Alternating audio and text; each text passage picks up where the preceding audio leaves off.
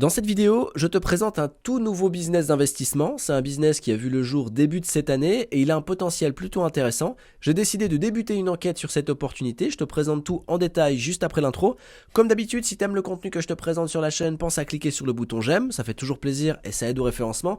Pense à partager cette vidéo et à t'abonner en cliquant sur la cloche pour rester informé de toutes les opportunités que je présente ici. Et enfin, si toi aussi tu veux faire tes premiers pas sur Internet, que tu veux gagner de l'argent grâce à Internet, alors clique sur le premier lien que tu vas trouver en description de cette vidéo, inscris-toi. Si ton inscription est validée et que tu es sélectionné par mon équipe, tu intégreras un groupe privé, ce qui te donnera accès à tout un tas de méthodes inédites en France, exclusives, pour que tu puisses pas à pas commencer à mettre en place des méthodes simples pour gagner de l'argent sur Internet. Parmi ces méthodes, par exemple, il y a la première que j'ai utilisée qui m'a permis de gagner 1 000 € par mois en travaillant 1 heure par jour seulement. C'est ce qui m'a permis de démissionner de mon ancien travail et de lancer ensuite tout un tas de business pour multiplier mes sources de revenus. Je t'explique tout à partir du moment où tu intègres le groupe privé. On se retrouve de l'autre côté. En attendant, juste après l'intro, je te présente ce nouveau business d'investissement. À tout de suite.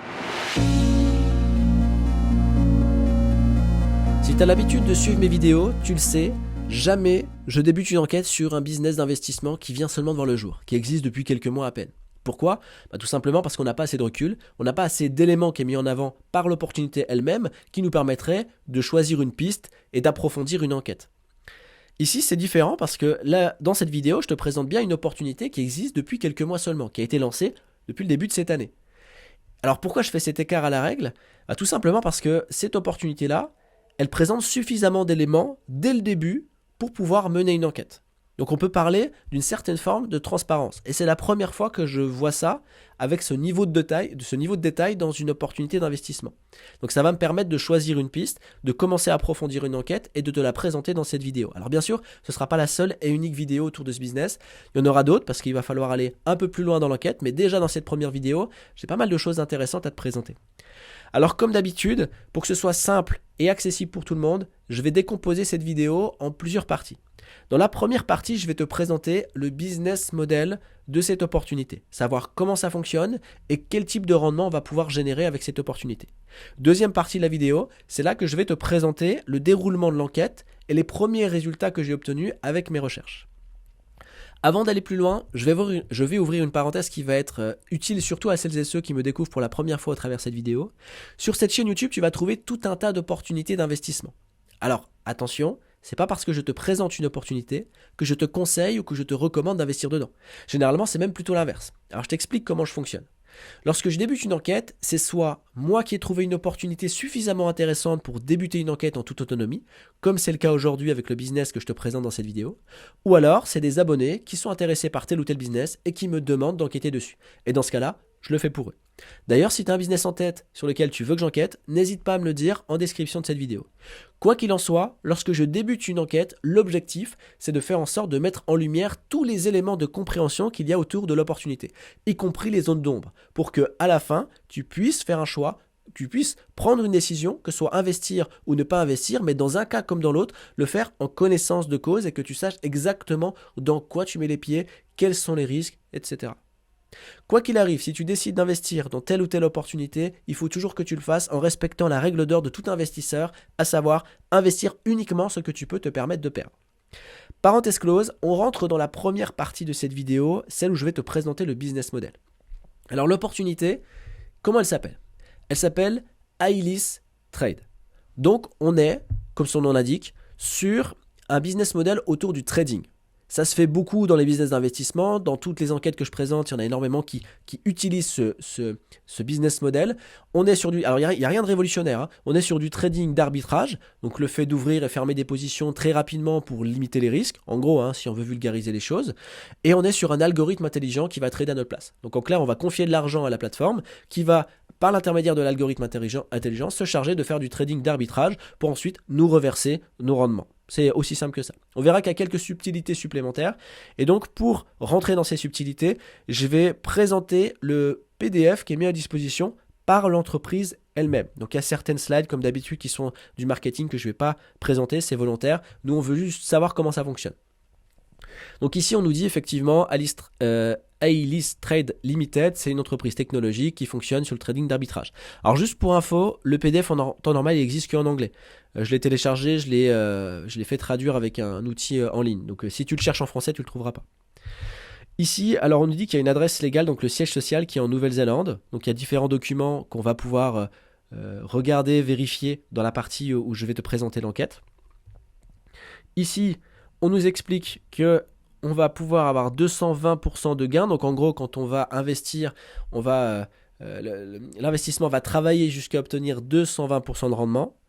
On a ici un coin, donc il y a un jeton qui est créé par l'entreprise elle-même pour l'entreprise. Alors on verra que ce jeton est décentralisé, donc il est détaché en fait du marché de la crypto-monnaie. Il ne dépend pas du marché de la crypto-monnaie de manière générale. Il est propre directement à un écosystème qui est créé par A-List Trade. Et donc il y a des tradings, des positions 24 heures sur 24, 7 jours sur 7. Donc là on nous dit ici, seul un logiciel développé en interne est utilisé. A-List ne dépend donc d'aucune société tierce et n'a pas d'intermédiaire. Bon, ok. Alors on nous expliquera toujours sur ce type d'opportunité d'investissement que le trading d'arbitrage est sans risque. C'est faux, il y a toujours un risque, absolument toujours. On nous explique comment fonctionne ici le trading d'arbitrage, donc très rapidement, ici on a le dépôt, il y a le pool d'arbitrage, A-List va analyser les prix des devises machin, ils vont acheter les devises sur l'échange A, les vendre sur l'échange B à un prix plus intéressant, et ensuite ça revient et on touche un pourcentage. Voilà, pour faire vraiment très simple. Ensuite ici on nous dit que on a un rendement de 1,2% à 1,8% quotidiennement. C'est des bénéfices quotidiens. En moyenne, par exemple, sur les revenus du mois de février, c'était 1,57%. En sachant, et c'est là où justement il y a une subtilité, c'est que les rendements, ils sont reversés via le coin qui a été créé par l'entreprise elle-même. Donc le coin ici qui s'appelle ALC. Et on verra justement en quoi c'est important d'avoir cette information. Donc le profit est payé dans le propre jeton ALC du projet. Le montant minimum pour ouvrir un pool d'arbitrage est de $50. Donc en gros l'investissement minimum c'est $50. La fin du pool d'arbitrage se réalisera sur la réalisation d'un bénéfice de 220%.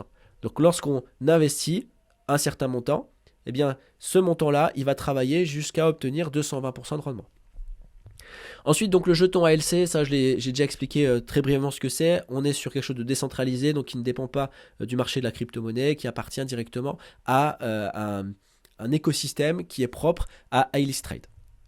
Maintenant, au niveau du jeton, pourquoi c'est intéressant d'avoir cette information? Parce que on est ici sur une stratégie qui est bien propre à l'entreprise et qui est même très intelligente en soi. Ici, lorsqu'on va investir, nos rendements vont nous être reversés en ALC, donc le coin de l'entreprise. Le cours du coin va augmenter en fonction de l'argent qui va être injecté dans l'entreprise. Donc ça veut dire que plus il y a d'argent qui rentre dans l'entreprise, donc plus il y a de clients, plus il y a d'investisseurs, plus le cours va augmenter. Donc, logiquement, un investisseur, lorsqu'il va investir son argent, qu'il va recevoir ses rendements en ALC, il a tout intérêt à les conserver en ALC. Donc à les laisser dans l'entreprise parce que le cours risque de monter. Tant que l'entreprise va bien, le cours va monter. Donc les rendements, on les reçoit et on va laisser travailler l'argent sur l'ALC pour pouvoir gagner encore plus d'argent. Ça permet à l'entreprise de ne pas avoir de sortie. Et finalement, une fois que l'investisseur investit, eh bien, on lui reverse avec de l'argent qui va rester finalement dans l'entreprise. Et ensuite, celui qui veut convertir son ALC en une autre crypto-monnaie, il va pouvoir le faire directement depuis la plateforme. Il peut les convertir en USDC, en Bitcoin ou en ce qu'il veut.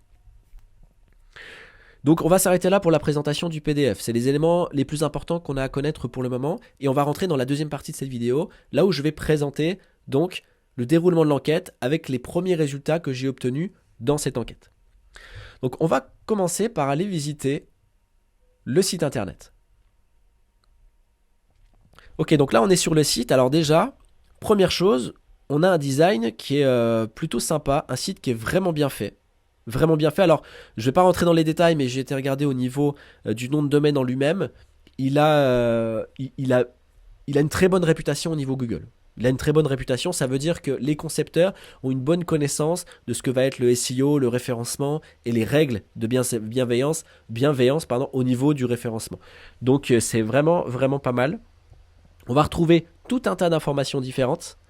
qu'on va pas parcourir ici, mais on a vraiment pas mal d'infos, donc il y a une transparence qui est assez sympa. On va pouvoir donc créer un compte, on a des informations sur le jeton, la LC, et je te laisserai faire un tour sur le site si tu veux regarder tout ce qu'il y a. Mais en gros, moi c'est ce qui m'a donné envie de débuter une enquête, parce que clairement, il y a tout un tas d'infos sur ce site. Vraiment tout un tas d'infos.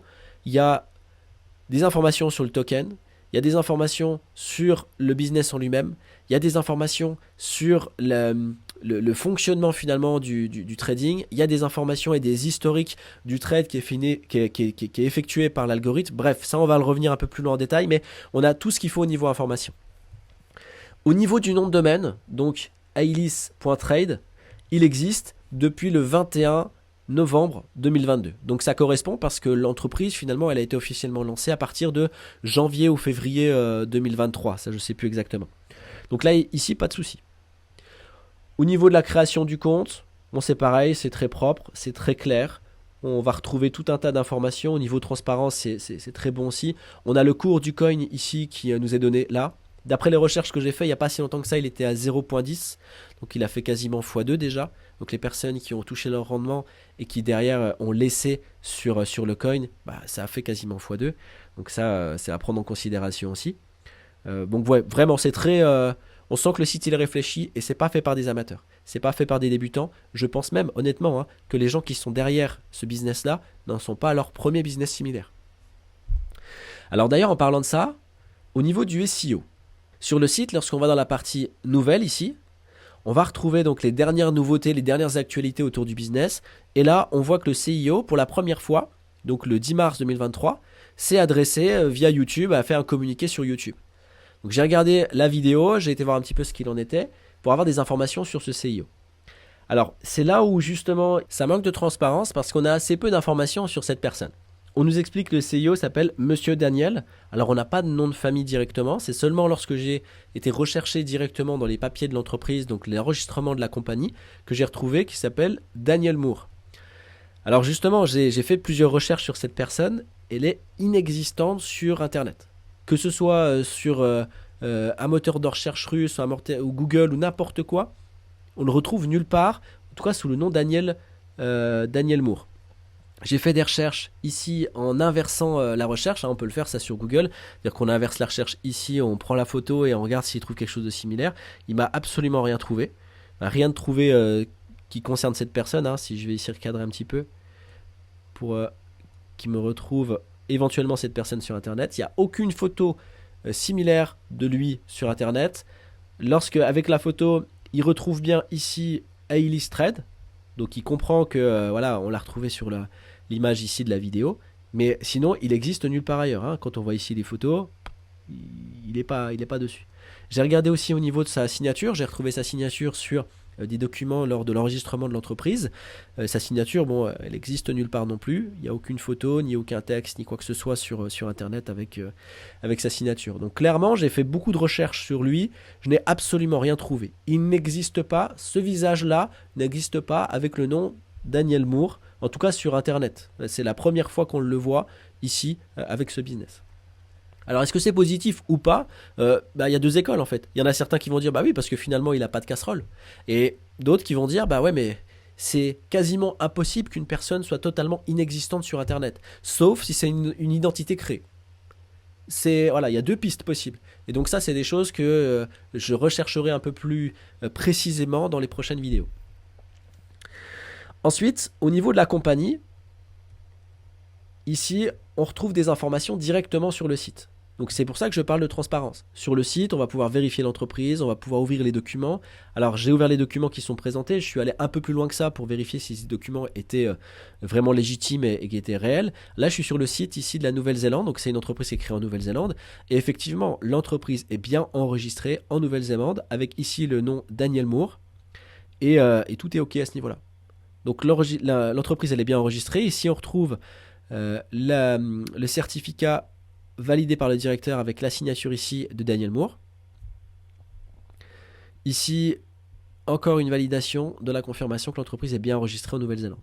Alors je le rappelle, c'est une entreprise qui est très très jeune, elle a 3 mois, donc aujourd'hui c'est comme ça. On a vu tout un tas d'entreprises similaires qui ont commencé à être enregistrées sur des pays classiques, entre guillemets, qui ne sont pas des paradis fiscaux. Et puis après, on les a vus partir à Dubaï, on les a vus partir à Saint-Vincent-les-Grenadines ou à tout un tas d'autres paradis fiscaux. Donc pour l'instant, c'est OK au niveau de ça et à suivre bien sûr dans la suite des opérations.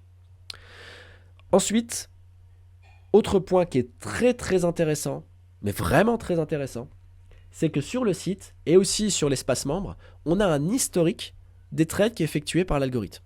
Par exemple, on voit ici que la paire Sol USDT, elle a été donc sur l'exchange Kraken en date du 28 mars 2023 à 14h36. Elle a été achetée à 19,86$ et revendue à 19,89$. Hein, c'est ça l'arbitrage, on va vendre très rapidement pour avoir des gains. Et donc on va pouvoir finalement analyser, vérifier l'historique des trades. Et ça, je trouve que c'est plutôt positif. Alors ici, alors je sais plus où, je crois que c'est sur l'espace membre, on peut même avoir un historique par jour. Donc ça ne s'arrête pas forcément aux 4 derniers trades. Hein. On a vraiment un historique par jour. Alors, ce que j'ai été faire, c'est que je suis allé vérifier sur le site CoinMarket et en fonction des devises qui étaient mises en avant ici, des heures, j'ai été vérifier si le prix d'achat et le prix de vente correspondaient. Ça correspond. Donc ça veut dire que c'est plutôt pas mal. Je suis allé un peu plus loin, j'ai regardé au niveau du code. Donc je suis allé dans la partie afficher le code source. Non, pas le code source, pardon. Inspecter. Pour voir comment l'information ici remontait. Donc pour ça, je vais dans le code source, je vais dans Network et je vais réactualiser ma page.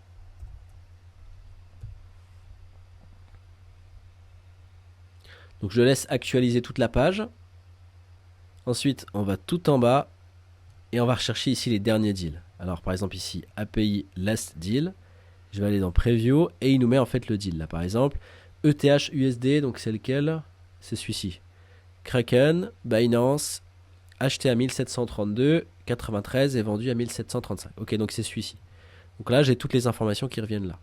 Alors ça nous montre quoi? Ça nous montre simplement que les informations remontent via un API. Donc en gros, il y a une connexion qui se fait avec une autre plateforme, avec un autre service. Et c'est là où mes connaissances s'arrêtent. Il va falloir que j'approfondisse un petit peu. Peut-être même que je me forme sur ce domaine. Parce que j'aimerais trouver en fait vers quelle connexion se fait l'API. Donc en gros, pour avoir les remontées d'informations, à quoi est connectée cette partie-là. D'accord? Parce que je ne sais pas si vous vous rappelez, mais dans iMarketing, par exemple, on avait à peu près cette même formule. On a à peu près ces mêmes choses où il y avait des ventes qui remontaient de notre robot et pour autant, ces ventes, elles étaient complètement bidons, elles étaient complètement fictives. Donc on pourrait être sur quelque chose de similaire là, avec des remontées qui viennent comme ça un petit peu, qui est connecté avec des choses réelles et concrètes, avec des vraies ventes, achats-ventes qui se fait dans le trade, ou des vraies données en tout cas, pas forcément des achats-ventes, mais en tout cas des vraies données, mais qui seraient en réalité jamais effectuées par l'algorithme. Que iList n'a rien à voir là-dedans, simplement qu'elle remonte des informations en s'appropriant finalement les opérations. Donc ça c'est à voir, c'est à approfondir cette partie-là. Donc on voit qu'il y a une connexion en API, c'est ce que le code nous dit. Ok. Ensuite, étape 6 donc de cette enquête, et c'est en gros de savoir si réellement ils sont en Nouvelle-Zélande. Parce que ici on nous explique effectivement que le siège social est en Nouvelle-Zélande. On a besoin de nous montrer que ici on nous met un drapeau de la Nouvelle-Zélande pour nous dire voilà, on est une entreprise de Nouvelle-Zélande, nous c'est la Nouvelle-Zélande, tout ça. Je suis vraiment pas sûr de ce point. Pourquoi? Alors parce que quand je suis allé sur le site, et on va faire le test tout de suite, par exemple si je prends l'adresse du site, voilà, moi je l'ai mis en français parce que c'est plus simple, mais lorsqu'on va ici pour la première fois sur le site, de base, il va nous le mettre en russe. Tout de suite, il nous le met en russe. Donc je trouve ça assez bizarre de mettre la langue originale du site comme étant une langue russe pour un pays ou un siège social et une entreprise qui prétend avoir l'origine Nouvelle-Zélande. Alors ils ont le siège social à Nouvelle-Zélande, ça c'est incontestable. Et là où c'est un peu plus qui ressemble à une mise en scène, c'est cette partie-là. Je ne suis pas certain que cette personne vienne de Nouvelle-Zélande. Et lorsqu'on va faire une analyse du site, à illustrer donc sur SimilarWeb, et moi ce qui m'intéresse surtout c'est l'origine des visiteurs. donc des personnes qui vont sur le site, c'est à 19,78% la Russie. Ensuite l'Allemagne, après la France, les États-Unis, etc. La Nouvelle-Zélande n'est même pas dedans. Mais en tout cas, la Russie est en tête. Donc ça veut dire que clairement, ils visent le marché russe. Alors après, qu'est-ce qu'il y a à comprendre? En tout cas, j'ai du mal à penser que réellement, ce soit des gens qui sont de Nouvelle-Zélande. Alors autre chose, alors moi je ne sais pas à quoi vous fait penser cette démonstration, cette présentation du CIO. Moi ça m'a tout de suite fait penser à ça. Je ne sais pas si vous vous rappelez, c'était Impero Solutions. On est à peu près dans le même schéma marketing, la même communication marketing, avec des prises de vue qui sont quasiment pareilles. Hein. Si je passe ici le slider, un coup c'est de face, un coup c'est de côté, un coup c'est de face, un coup c'est de côté. Ici, un coup c'est de face, un coup c'est de côté, un coup c'est de face, un coup c'est de côté, etc. etc. Bon, ça ne veut pas dire qu'ils ont peut-être le même caméraman et ça s'arrête là, hein, mais ça, voilà, il y a des similitudes. Ici, dans la description, le CIO de Highlight Trade Limited, machin, délivre son premier message. Ici, le CIO d'Impero Solutions, William Morrison, souhaite la bienvenue aux investisseurs. William Morrison, qui fait bien anglais, Daniel Moore, qui fait bien anglais. Bon, c'était la seule chose. Ça, c'est juste ça m'a fait penser à ça tout de suite. C'est la première chose qui m'est venue en tête. Dans les différentes enquêtes que j'ai pu voir, on a ici une similitude. En fait, il y a deux similitudes que je trouve. Celle-ci et la partie là, avec les remontées. Avec les remontées de trade. Là, ils viennent de faire un nouveau trade d'ailleurs, 14,51. Ils viennent de faire un nouveau trade. Avec là, ça me fait penser clairement à e-marketing. Ouais, ça me fait clairement penser à e-marketing. D'ailleurs, quand j'ai commencé à approfondir un petit peu la recherche, j'ai trouvé donc sur ce site que j'ai déjà présenté dans une vidéo précédente où on parle de Highlight Trade comme étant sur la liste noire du Roskomnadzor. Alors le Roskomnadzor, pour ceux qui s'en souviennent, c'est un lien aussi avec AI Marketing. AI Marketing, à un moment donné, ils avaient été blacklistés sur en gros la police des sites internet de Russie, le Roskomnadzor. Et bien, il s'avérait que c'est également le cas pour ce business. Également aussi sur la Banque Centrale. Alors j'ai pas réussi à aller sur le site de la Banque Centrale. Je suis quand je vais dessus, ça me met ça. Je peux pas y aller. Donc en tout cas, je suis allé voir sur le site du Roskomnadzor. Donc là, je suis sur le Roskomsvoboda. Et on va reprendre ici le nom de domaine et on va vérifier s'il est blacklisté. Je vais le mettre ici. Donc Roskomsvoboda a ici le moteur de recherche qui est lié directement au Roskomnadzor. Roskomnadzor, c'est un organisme d'État qui vise finalement à faire la police des sites internet, des sites frauduleux. Ici, c'est marrant ça tout à l'heure. Alors, tout à l'heure je l'avais trouvé. Ok, donc là ici on a bien Highlight Trade qui est bloqué depuis le 2 mars 2023. Donc c'est très récent et ça a été très rapide en même temps. Le business il a été lancé début d'année, janvier ou février, et tac, en mars c'est bloqué direct. C'est assez impressionnant d'ailleurs. Au niveau de l'adresse IP, si je prends par exemple cette adresse IP là, je vais regarder directement sur le site du Roskomnadzor, donc là le site d'État. Je vais mettre ici notre adresse IP, alors V50E3V, et on va regarder s'il le trouve. Ok, donc il est bien bloqué. Donc là, tribunal municipal de République tchétchène, Novgorod, Toula. Bref, si on reprend toutes les adresses IP, elles sont toutes bloquées. Et enfin, pour faire un résumé, et ce sera le dernier point de cette vidéo, ici, on a un business qui est très particulier parce qu'il est lancé depuis peu de temps et clairement, on sent qu'il y a de l'expérience. On sent que les personnes qui sont derrière ce business ne sont pas à leur coup d'essai, ils savent exactement ce qu'ils font. Le site, il est très bien fait. L'arrière aussi, hein, tout ce qui est codage, etc., c'est très bien foutu. Au niveau, comme je l'ai dit, de la réputation du nom de domaine, c'est excellent aussi. Bref, il y a vraiment quelque chose de concret. Les éléments qui sont mis en avant, il y a une recherche de transparence. Alors, des fois, la barrière entre transparence et illusion, elle est fine. On l'a vu avec des business passés comme AI Marketing, comme Impero Solutions, comme Omega Pro, comme tous ces business qui, le rôle principal était de faire de l'illusion pour attirer un maximum d'investisseurs. Mais dès qu'il y a eu trop de demandes de retrait, les trucs ils se sont écroulés. Ici, il y a vraiment tout qui est mis en avant et tous les éléments qui ont fait que des business comme AI Marketing, Impero Solutions, tout ça, ont réussi à durer dans le temps, ce business retrouve exactement ces mêmes éléments. Donc à suivre de très près, L'enquête va bien sûr continuer. Moi, ce qui me perturbe vraiment, c'est cet aspect de bonjour, on vient de Nouvelle-Zélande. Je n'y crois pas une seule seconde. Et bien sûr, ce qui me perturbe aussi, c'est que le site est inscrit sur le Roskomnadzor. Donc on peut dire ce qu'on veut du Roskomnadzor, ça reste un organisme d'État. Et lorsqu'on parcourt un petit peu les sites qui sont blacklistés sur le site, c'est des sites qui sont pas jolis quand même. Donc bon, on peut quand même y attacher un certain crédit. Donc à suivre, parce qu'il y a plein de points que je ne vais pas dire positifs, mais en tout cas qui méritent une attention très particulière. Parce que là aussi, il y a deux écoles. Soit on est sur quelque chose qui est novateur et qui va réellement apporter quelque chose, soit on est sur quelque chose qui va durer longtemps et qui va séduire beaucoup de gens pour, à la fin, laisser beaucoup de gens sous le carreau. Donc dans un cas comme dans l'autre, ça mérite une attention particulière, ça mérite de continuer l'enquête. N'hésite pas d'ailleurs à me dire en commentaire de cette vidéo ce que tu en as pensé, ce que tu en penses actuellement. Si tu as déjà une expérience peut-être avec le business, n'hésite pas à le dire et à nous partager cette expérience. Alors bien sûr, à nous dire que oui, ça paye, machin... ça on le sait, le principe d'une arnaque ou Ponzi, ça paye. Le but c'est de faire en sorte qu'il y ait un maximum de preuves sociales, des gens qui viennent dire ouais, ça paye, c'est cool. Mais c'est pas parce qu'un business comme ça paye qu'il est sûr, hein, bien sûr. Donc voilà. Donc pour la suite de l'enquête, là où je vais m'orienter, ça va être du côté des historiques, alors, je sais plus où je l'ai mis, du côté des historiques de transactions, pour essayer de voir justement d'où viennent les informations qui sont remontées sur le site. Et autre point aussi qui est très important et qui est clairement une marque, à mon sens, hein, qui est clairement une marque d'un système qui fonctionne avec un Ponzi, c'est le fait qu'on touche les rendements avec la crypto qui est créée par le business. En gros, c'est fait pour que l'argent reste au maximum dans l'entreprise, qu'elle ressorte le moins possible. Même quand on touche les rendements, finalement, il n'y a aucun intérêt tout de suite qu'on les ressorte parce qu'on veut que nos rendements travaillent encore, que notre argent continue à travailler parce que le cours de la crypto qui est mis en place par l'entreprise continue à grimper.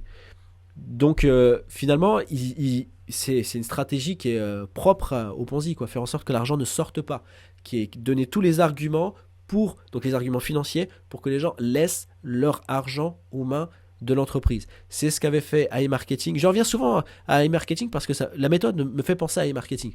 AI Marketing, il faisait beaucoup de promotions aux réinvestissements, du cashback, etc.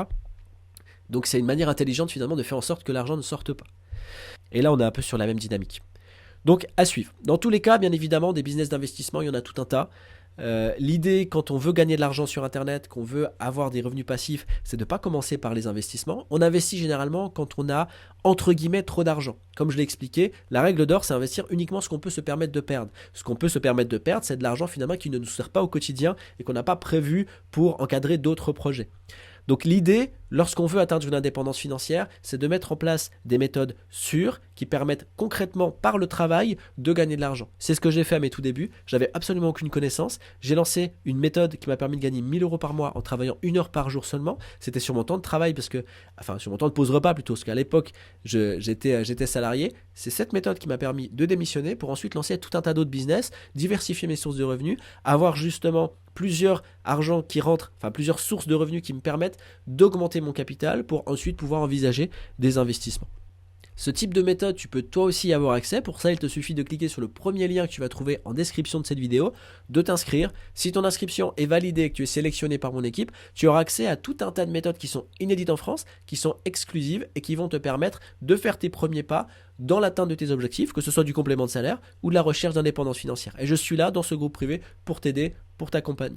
Quoi qu'il en soit, je te souhaite le meilleur, je te dis à très bientôt et surtout arrête de te prendre la tête et passe à l'action.